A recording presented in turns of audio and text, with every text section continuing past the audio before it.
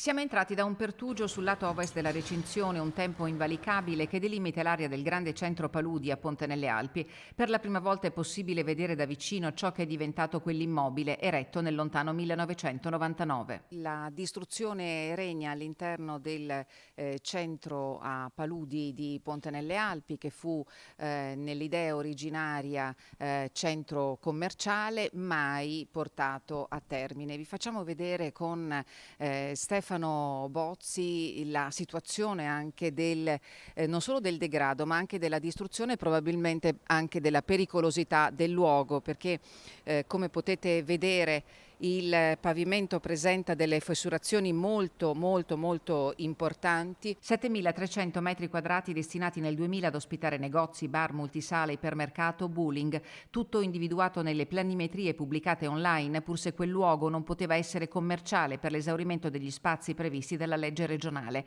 23 anni dopo, quell'immobile fantasma che si affaccia sulla 51 di Alemagna è fagocitato dall'incuria del tempo e dalle vicissitudini senza fine di passaggi di proprietà, l'ultimo nel 2017, quando la TM2 di Reggio Emilia, inadempiente del contratto di leasing, è costretta a cedere l'enorme fabbricato a Banca Intesa e oggi nella disponibilità della sua consociata Intrum.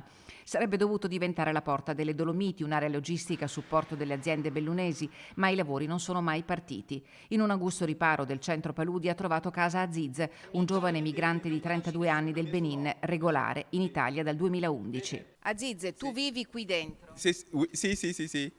Da quanto tempo? E 4 mesi qui. Sì. Aziz ci mostra la sua casa di fortuna, senza luce né acqua, un giaciglio per terra, la sua bicicletta che usa per spostarsi nella zona artigianale di Paludi, dove riesce a raccimolare qualche offerta in cambio di lavoretti e per raggiungere la mensa della Caritas a Belluno, che gli offre un pasto al giorno e che si è attivata per trovargli un alloggio decoroso. Giovedì prossimo Aziz ha un appuntamento al centro per l'impiego. E se io non trovo di casa qui bene, no, non c'è problemi.